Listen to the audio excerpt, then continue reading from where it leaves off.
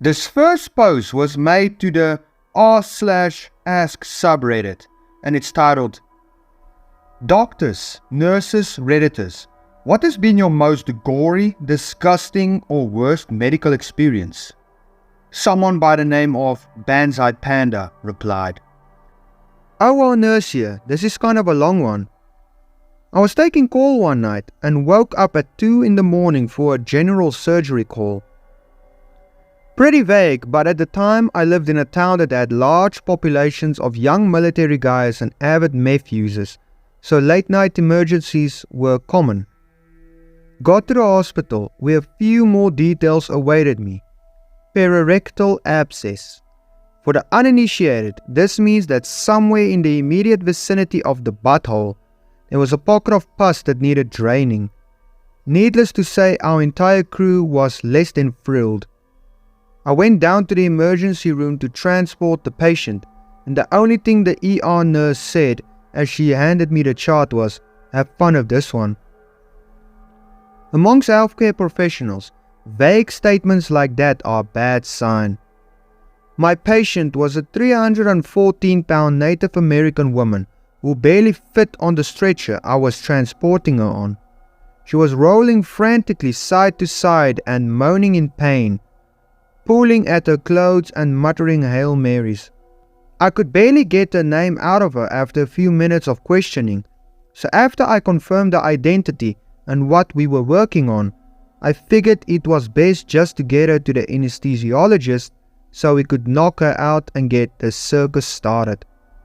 She continued her theatrics the entire 10-minute ride to the OR, nearly falling off the surgical table as we were trying to put her under anesthetic. We see patients like this a lot though, chronic drug abusers who don't handle pain well and who have used so many drugs that even increased levels of pain medication don't touch simply because of high tolerance levels. It should be noted, tonight's surgical team was not exactly wet behind the ears. I've been working in the healthcare for several years now, mostly psych and medical settings. I've watched an 88-year-old man tear a 1-diameter catheter balloon out of his private part while screaming, "You'll never make me talk." I've been attacked by an HIV-positive neo-Nazi. I've seen some stuff. The other nurse had been in the OR as a trauma specialist for over 10 years.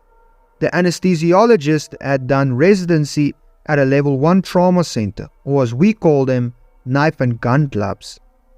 The surgeon was ex-army and averaged about 8 words and 2 facial expressions a week. None of us expected what was about to happen. We got the lady off to sleep, put her into the stirrups and began washing off the rectal area. It was red and inflamed, a little bit of pus was seeping through, but it was all pretty standard. Her chart had noted that she'd been injecting IV drugs through her perineum, so this was obviously an infection from dirty needles or bad drugs, but overall, it didn't seem to warrant her repeated cries of, "Oh, kill me now." The surgeon steps up with a scalpel, sinks just the tip in, and at the exact same moment, the patient had a muscle twitch in her diaphragm, and just like that, all hell broke loose. Unbeknown to us, the infection had actually tunneled nearly a foot into her abdomen, creating a vast cavern full of pus, rotten tissue and fecal matter that had seeped outside of her colon. This mixture came rocketing out of that little incision like we were recreating the funeral scene from Jane Austen's Mafia. We all wear waterproof gowns, face masks, gloves, hats, the works, all of which were as helpful as rain boots against the fire hose. The bed was in the middle of the room, an easy 7 foot from the nearest wall. But by the time we were done, I was still finding bits of rotten flesh pasted against the back wall. As the surgeon continued to advance his blade, the torrent just continued. The patient kept seizing against the ventilator, not uncommon in surgery, and with every muscle contraction, she shot more of this blackish grey-brown fluid out onto the floor, until within minutes it was seeping into the other nurse's shoes. I was nearly 12 feet away, jaw dropped open within my surgical mask. watching the second nurse dry heaving and the surgeon standing on tiptoes to keep the stuff from soaking his socks any further. The smell hit them first. I just threw up in my mask. The other nurse was out. She tore off her mask and sprinted out of the room, shoulders still heaving. Then it hit me, mouth still wide open, not able to believe the volume of fluid this woman's body contained. It was like getting a great big bite of the despair and apathy that permeated this woman's life. I couldn't breathe. My lungs simply refused to pull any more of that stuff in. The anesthesiologist went down next. An ex-NCAA D1 tailback. His 6-foot frame shaking as he threw open the door to the OR suite in an attempt to get more air in, letting me glimpse the second nurse still throwing up in the sinks outside the door. Another geyser of pus splashed across the front of the surgeon. The YouTube clip of David at the dentist keeps playing in my head. Is this real life? In all operating rooms, everywhere in the world, regardless of socialized or privatized, secular or religious, big or small, there is one thing the same. Somewhere there is a bottle of peppermint concentrate. Everyone in the department knows where it is. Everyone knows what it is for, and everyone prays that they never have to use it. In times like this, we rub it on the inside of our masks to keep the outside smells at bay long enough to finish the procedure and shower off. I sprinted to our central supply, ripping open the drawer where this vial of ambrosia was kept, and was greeted by an empty box. The bottle had been emptied and not replaced. Somewhere out there was a person who had used the last of the peppermint oil and not replaced a single drop of it. To this day, if I figure out who it was, I'll kill them with my bare hands, but not before cramming their head up the colon of every last meth user I can find, just so we're even. I darted back into the room with the next best thing I can find, a vial of Mastisol, which is an adhesive rub we use sometimes for bandaging. It's not as good as peppermint, but considering that over 1/3 of the floor was now thoroughly coated in what could easily be mistaken for a combination of bovine afterbirth and maple syrup, we were all out of options. I started rubbing as much of the Mastisol as I could get on the inside of the mask, just glad to be smelling anything except whatever slimy spawn we've just cut out of this woman. The anesthesiologist grabbed the vial next, dosing the front of his mask in it so he could stand next to his machines long enough to make sure this woman wouldn't die on the table. It wasn't until later that we realized that Mastisol can give you a mild high from huffing it like this, but in retrospect, that's probably what got us through. By this time, the smell had permeated out of our OR suite and down the 40-foot hallway to the front desk, where the other nurse still sat, eyes bloodshot and watery, clenching her stomach desperately. Our suite looked like the underground river of ooze from Ghostbusters 2, except dirty. Oh, so dirty. I stepped back into the OR suite, not wanting to leave the surgeon by himself in case he genuinely needed help. It is like one of those overly artistic representations of a zombie apocalypse you see on fan forums. Here's this one guy in blue surgical garb, standing nearly ankle deep in lumps of dead tissue, fecal matter, and several liters of syrupy infection. He was performing surgery in the swamps of the Goba, except the swamps had just come out of this woman's butt and there was no Yoda.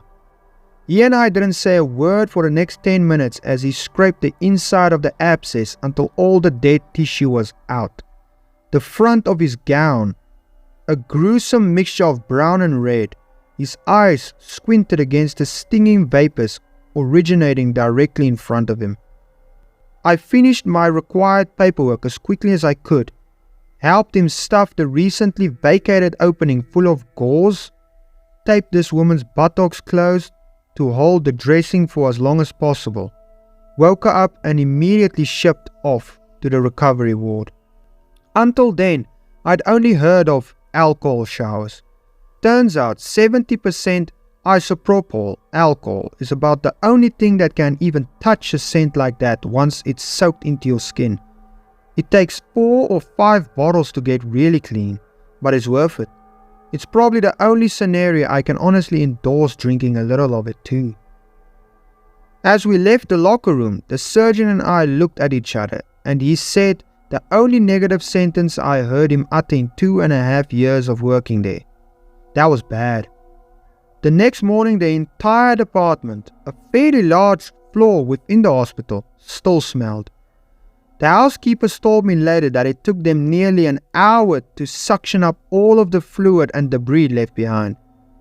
The OR suite itself was closed off and quarantined for 2 more days just to let the smell finally clear out. I laugh now when I hear new recruits to healthcare talk about the worst things they've seen. You ain't seen stuff, kid. TLDR, don't shoot IV drugs into your taint. This post was made to the r/AskReddit subreddit, and it's titled, "Serious, what is the creepiest bone-chilling story you know that claims to be true?" And the user named R.W. Bingham replied, "It was near Halloween time when my friends and I were telling ghost stories. My friend said she was going to tell a story about her parents' first date. She said she didn't like telling the story since it was actually true, but we prodded her on. She cut to the chase. The parents had spent a nice, if awkward, first date, and around the time that they would have said goodnight, the male in the situation, my friend's dad, suggested that they go for a midnight hike up Provo Canyon. He apparently knew the place since he had done a fair amount of rock climbing in the area, so the two drove up the mouth of the canyon, got out of their cars and started hiking under just the light of the stars, since it was a new moon. At some point the male starts getting a bad feeling since the pathway ahead, which would pass under some trees, would be dark, and because it was getting to be quite late. He ignores the feeling and presses on. In later rehearsing of the story, the female would say that she had felt the same feeling at what was probably the same time, though she didn't know the trail like he did. A minute later, the feeling came back to the male. He ignored it again and started walking a bit of the way into the trees when his foot hit something soft in the middle of the path. Under the trees, it was too dark to see just what this soft thing was, and the feeling came back stronger than ever. Instead of finding out what his foot had bumped into, he and the female both agreed to hightail it out of there. Years later, after being married for some time, they were watching an interview with the serial killer, Ted Bundy. In response to a question asking him to describe the first time that he felt the closest to being caught, he explained about the night that he lured a girl into Provo Canyon and had just killed her when he heard some people coming up the trail. He explained how he hid in the trees just in time, only to watch some guy walk right into the body and for some reason just turn around and walk away. TLDR, friend's parents stumbled onto a fresh corpse left by Ted Bundy on their first date. This post was made to the r/AskReddit subreddit, and it's titled, "Serious, what is the most disgusting thing you've ever witnessed firsthand?" And the user named OKHNYC replied, "Retired New York Police Department here. Worked in central Brooklyn in the late 80s, early 90s when it was not the place it is now. It's August and hot. We get a call for a foul odor and we pretty much know exactly what it is. Secretly, you hold out hope that maybe something died between the walls, but it's a foolish hope. Those hopes were dashed the second we turned the corner and smelled the unforgettable odor of human corruption.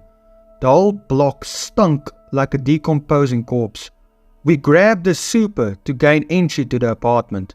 He only called us because, strap in, the decadent was seeping through the floor and dripping into the apartment below. We get the keys from the super. He ain't going in and enter the apartment. Let me stop here. I wasn't just a New York City cop. I was a Brooklyn cop. I'd seen it all. I'd done it all. Anyway, there's a procedure when someone dies at home. First we have to verify that the person really is dead. Then we have to take off and secure any valuables on the body. Then we have to go through the apartment and secure any valuables there, including a will. Then we have to stay with the body and guard it until the ME comes. What happened? Nope, nope, nope, nope, nope, nope, nope, nope, nope. Allow me to elaborate. We opened the door and are hit with a swarm of flies that were using the body as their nesting site. It was good times for them, clearly. We're also hit with an odor that made me judge the people that just lived with it. Stepped through the dead flies to find the swollen, bloated, and judging by the male, 3-week-old corpse of, again judging by the male, female that died in bed. I'm only assuming, given the neighbor, that she was black. We went downstairs to get fresh air, get the paperwork started, called the detective and the ME. We tried to get into a pickup game of ball with some of the kids on the block while we were waiting, but they didn't want to play with us because the stench was embedded in our uniforms. Thanks. ME finally shows up and he just has to go up and touch the body. Now, I mentioned the body was swollen, right? Like a balloon. This happens because the internal organs rot and release their gases into the body cavity. It's also the reason why floaters started popping up in the warm weather. The gases expand and they float to the top. Anyway, ME is examining the body and moves a leg, and now some of the gas has a place to go in the form of a Titanic dead person fart. The stench of the actual body was roses compared to this fart. It was just, I have no words and I'm wordy. I again nope out to the safety of the street below, dry heaving all the way. ME comes down right after me and says he'll have the morgue wagon come and pick up the body. About 2 hours later, the wagon shows up and it's 2 news guys, and I think here's a baptism by fire. We go up to the apartment and they have the idea that they would lay the body bag on the floor and use the bed sheets, now encrusted with dried body juices, as a sling. Now, I remember what happened the first time someone touched the body and I excuse myself to the hallway. About a minute goes by and I hear screaming and gagging. Apparently, the guy that had the head end dropped his end of the sling on the floor, strap in, and popped the head.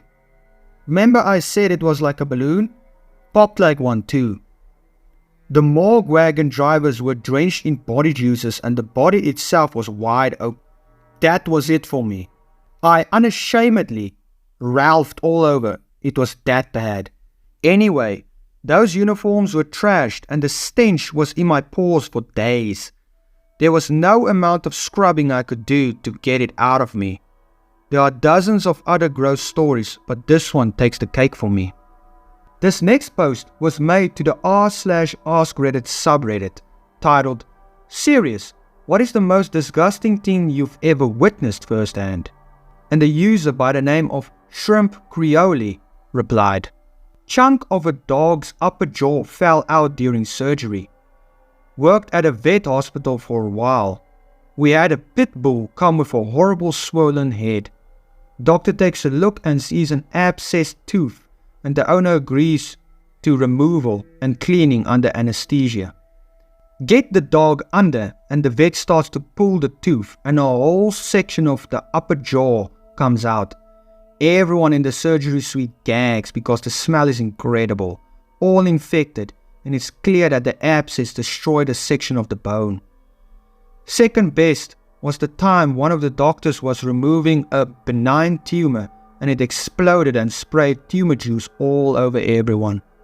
Someone commented, "It might be a stupid question, but did the dog die? Can anything be done in that situation?" Not a stupid question. The dog survived. He spent some quality time and lots of the owner's money at a specialty vet to deal with the damage. It definitely didn't need to ever get to that point. This post was made to the r/AskReddit subreddit, titled, "Detectives of Reddit, what are some of the creepiest cases you have worked on?" And the user named Lufus33 replied, "This happened when I was a newer cop on patrol, long before I became a detective. I was working midnights in a neighborhood with a high violent crime rate, and we got sent to a dispute at a bar. This wasn't just any bar. We always referred to it as the Star Wars Cantina because it was always a crazy show. We stopped an assault in progress in the dirt alley behind the same bar not long after this. I was working with a female that night. We make our way through the bar, systematically booting people out, and get to the bathrooms. I open the door to the men's room and it's empty, single stall bathrooms. My female partner goes to open the women's bathroom door, but it's locked. She knocks on the door and a female says, "I'll be out in a minute." We advise her that the bar is closing. Bars close at 4 a.m. in New York. After a couple of minutes, we begin to grow impatient. Female partner knocks on the door again and the female agrees to open the door. When she comes out, we ask her what took so long. She's not providing any substance in her answers. She's wearing tight yoga pants, and we notice that she has a large bulge in the back of her pants/crotch. We believed she was either doing drugs in the bathroom and shoved the rest in her pants, or it was a weapon. When we question her about it, she's very evasive and won't answer us. Female partner begins to search her.